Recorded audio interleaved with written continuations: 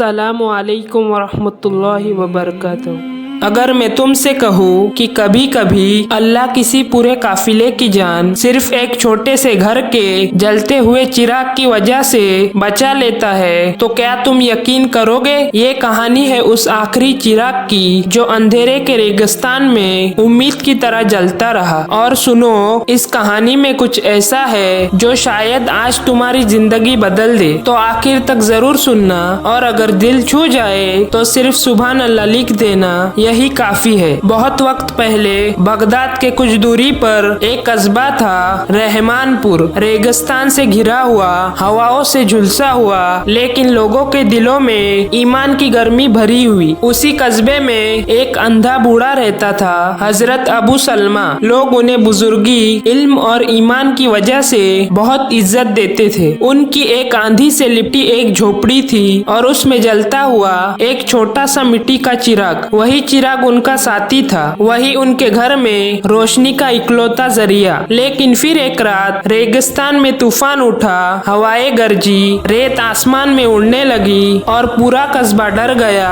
कि सुबह कैसी होगी। उस रात कस्बे की मस्जिद में एक काफिला ठहरा हुआ था, लगभग 100 लोग और उनके साथ औरतें और बच्चे भी। वो एक दूर शहर की तरफ सफर कर रहे थे। रात गहरी होने लगी और वही तूफान काफिले तक पहुंचा। रेगिस्तान में दिशा भटक जाना मौत जैसा था, क्योंकि रेगिस्तान में कोई निशानी नहीं होती। लोगों को समझ नहीं आ रहा था कि किस तरफ जाना है। ऊंटों के कदम डोल रहे थे, बच्चे रो रहे थे और सबके चेहरों पर मायूसी की धूल जमी थी। तभी काफिले के सरदार ने दूर अंधेरे के अंदर एक छोटी सी रोशनी टिमटिमाती हुई देखी। वो रोशनी ठंडी थी, धीमी थी, लेकिन यकीन करने लायक थी। एक सवार ऊंट लेकर आगे बढ़ा। कुछ देर बाद वो लौट आया और बोला, वो कोई कस्बा है और वहाँ किसी गरीब का घर है जिसमें एक चिराग जल रहा है। लोगों ने राहत की सांस ली। अब चिराग की रोशनी की तरफ बढ़े। धीरे धीरे थकते घिसटते गिरते हुए वो काफिला उस झोपड़ी तक पहुँच गया। झोपड़ी का दरवाजा खटखटाया। अंदर से आवाज आई, कौन है? सरदार ने कहा, हम मुसाफिर है, रास्ता खो गए हैं। हवा और रेत ने हमारी आंखें जला दी है, क्या हम यहाँ थोड़ी देर रुक सकते हैं? अंधे बुजुर्ग ने बिना पूछे, बिना सोचे कहा, मेरे घर में जितनी जगह है वो अल्लाह की अमानत है, तुम सब अंदर आ जाओ। काफिला हैरान था। करीबी से जूझता हुआ आदमी, जिसके पास रोटी नहीं, जिसके पास नजर नहीं, लेकिन दिल जैसा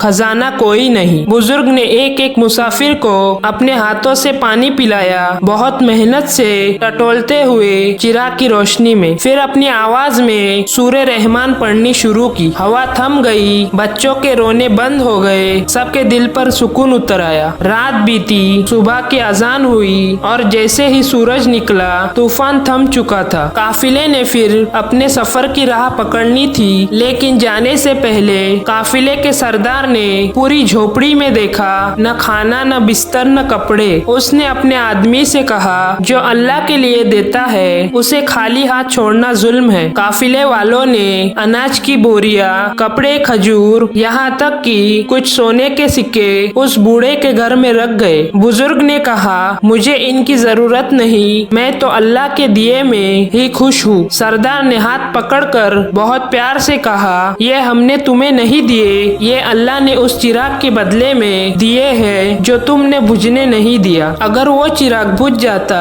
तो हम सब रेगिस्तान में मर जाते। बुजुर्ग ने कुछ देर खामोशी से सुना, फिर उनके चेहरे पर आंसू बह निकले। उन्होंने धीमे से कहा, ये चिराग मैं अपने लिए नहीं, उस राहगीर के लिए जलाता हूँ जिसे अल्लाह मेरे दरवाजे तक भेजता है। वो काफिला रवाना हो गया, लेकिन जाते जाते सब ने उस चिराग को आखिरी बार देखा। वो अब सिर्फ रोशनी नहीं थी, वो अल्लाह का करम था। इस कहानी से हमें ये सीख मिलते है कि कभी भी छोटी नेकी को छोटा मत समझो। शायद किसी की जिंदगी उसी पर टिकी हो। अल्लाह तुम्हारे दिए को तुम्हारी नीयत से तोलता है, उसकी तादाद से नहीं। जो दिल दूसरों के लिए धड़कता है, अल्लाह उसके घर को रोशन कर देता है। अंधेरों में भी चिराग जला कर रखना, शायद कोई रास्ता उसी से मिल जाए। अगर दिल नर्म हुआ, अगर आंख नम हुई, अगर ईमान थोड़ी देर के लिए भी जागा, तो बस लिख देना सुभान अल्लाह। यही इस कहानी का सबसे खूबसूरत जवाब होगा। वीडियो पसंद आई तो लाइक करें, शेयर करें और चैनल को सब्सक्राइब करें।